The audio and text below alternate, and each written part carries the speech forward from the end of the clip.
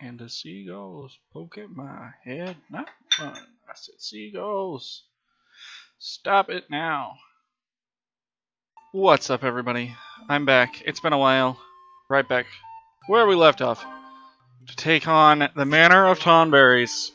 Which, honestly, I believe is simultaneously one of my favorite and least favorite dungeons in the whole game. Such a good boss. Jack Moschet. So he ordered his tonberry chefs to make dinner right away. In other words, he ordered his little murderer killers. She was furious to find the table bare. How dare you forget my dinner? She bellowed at her husband.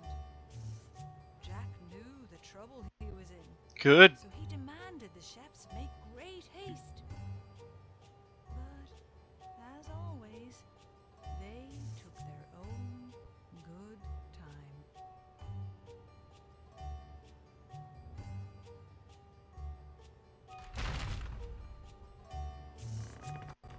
Moschet Manor. So the goal in this stage, you gotta step on these symbols when they show your house. So for me, that's the Lilty sigil. And then, oh, it's her room. And if you step on them, it opens up the door. Anyway, we've got to wait for the sigil to turn to our thing. So a lot of waiting in this stage, which is, you know, one of the reasons why it's one of my least favorites. The actual, like, objective of the stage here is to go around, kill each of the Tonberry chefs, and then that makes the Baron all mad, and he comes out with his wife to try and kill you. And that's the whole point of this stage. Oh, I totally forgot a chest. I'm gonna miss this cycle, aren't I? Stone of Life. Alright, we're good. So let me go in here. We kill each of the Tonberry chefs. Like, I love that it's not just a walk from here to here sort of thing. It's a more of a puzzle stage.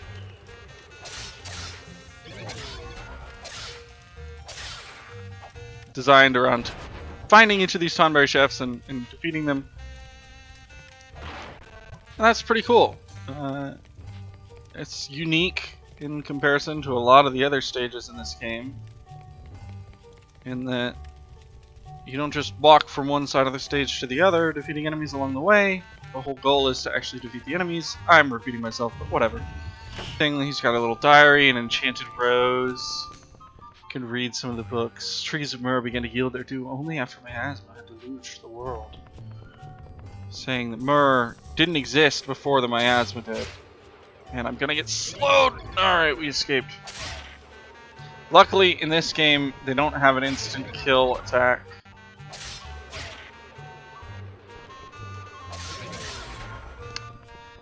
There we go. Getting those combos off a little bit better now. But their attack does stun you, so it's interrupts your combos. Can be very annoying. Read the book over here. Long ago, there was no miasma nor monsters. Our folk were blessed with the crystal's aura. So there used to be, according to legend, one large crystal. No one had to have their own crystals for their towns because there was just one big crystal protecting everything. Then something happened to that crystal, and shards of it are found all over the world. Ooh, gargoyles are rough.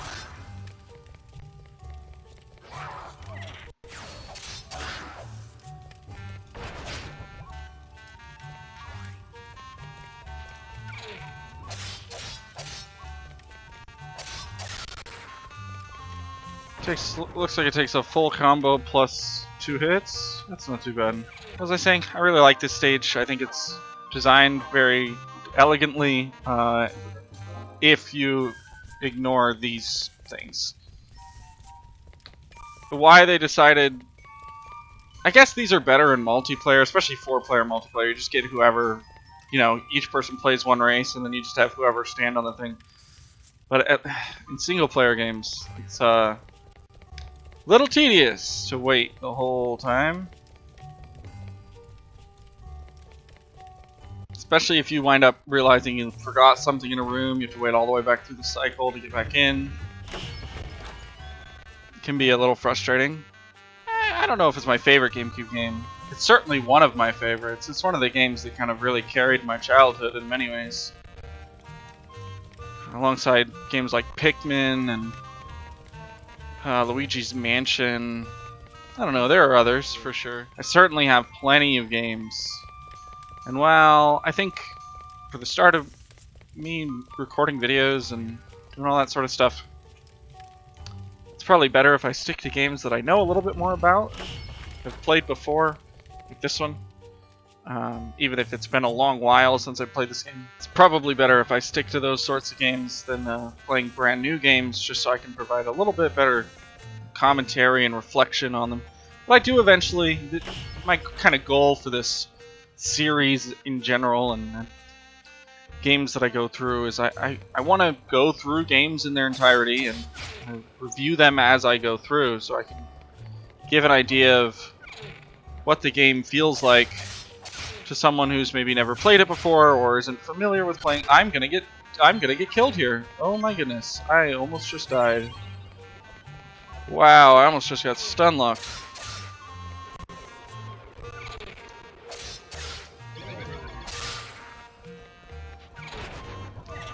So the key to dodging these guys is just to let them do their slash and then slash them in the back once they're done doing their little stab move. Do these spit out poison? No, why are they all purpley? I don't remember that, but it looks cool. I don't know if I'm going to 100% this game, and I don't know if I necessarily am going to 100% every game as much as get through the whole game. I do like beating games to 100% completion. That is one of my favorite things to do. Get the platinum trophy on PS4 or just see the game completed. I think that's very satisfying for me, and it kind of lets me have the chance to really fully experience the game. I don't know if I'm gonna do that with this one. I may do just finish out this year or finish out the next year or get to some kind of point and then wait until the remake comes out and do the full game on the remake. Just so it's not that I have 2 full playthroughs of this game on my channel, because that seems kind of redundant. Onward to the boss. I remember the small guys that come out during this fight in later years. I think it's only in later years. I don't think there's sub guys during this fight in the first year, but I remember them being really annoying.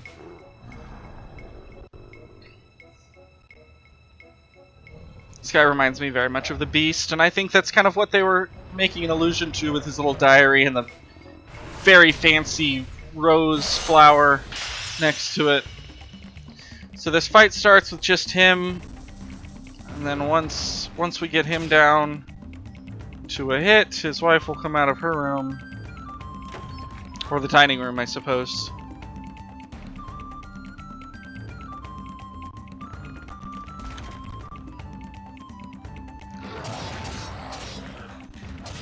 And if I remember correctly, she heals him, so it's better to just get her first.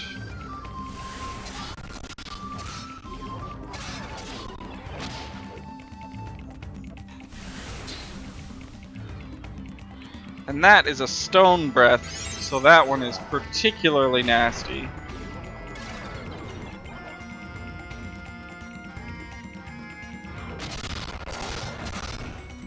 Now, he is the only boss, actually. I don't think she counts as part of the boss fight in a technicality.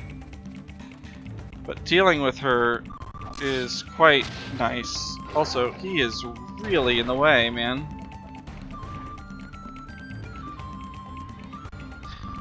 So one of the nice things about this stage, you can kind of sneak behind those pillars to avoid his melee attacks.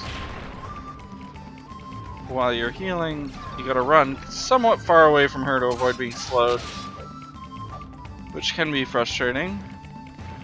But as long as we Yeah, see, so she's gonna leave now because she's too injured to keep fighting. But she did heal him. So that's why I like taking her out. If you're right up next to him, I don't believe that can actually hit you. Don't quote me on that, though.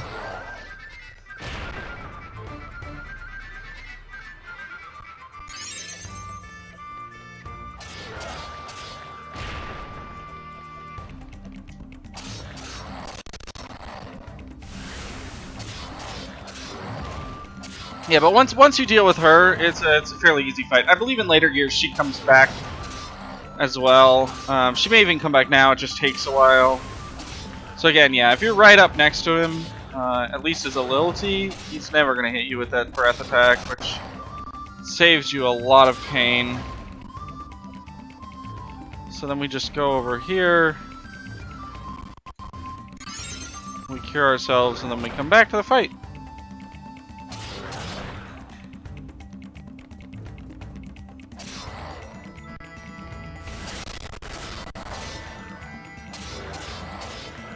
And one more hit should do it. And that's the fight. It's pretty simple. Especially if you take his wife out first. Maggie, something like that. And she's like, no, why would you do this? I must follow him. You made him mad. And really, it's like, hey, if you just let us get the Myrrh, we wouldn't have to beat either of you up, you know? Back when I first tried to do this with Final Fantasy X, before I realized I was way in over my head back then, whoa, my hand just disappears. I had tried calling it Full Through Review. Let me know what you think of that name. I kind of like it because it's got the rhyme and it kind of shows what the goal is to play through a game in its entirety and then review it to give some amount of feedback to the game and talk about game design aspects and game mechanic aspects that were fun or not so fun or could be improved.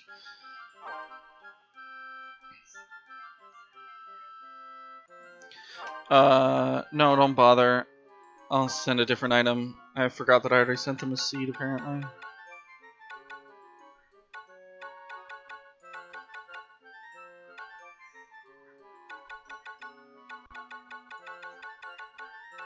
Sure, I'm sending a gourd potato.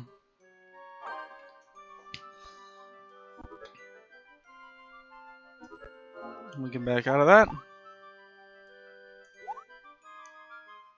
I've got your reply, Kupo.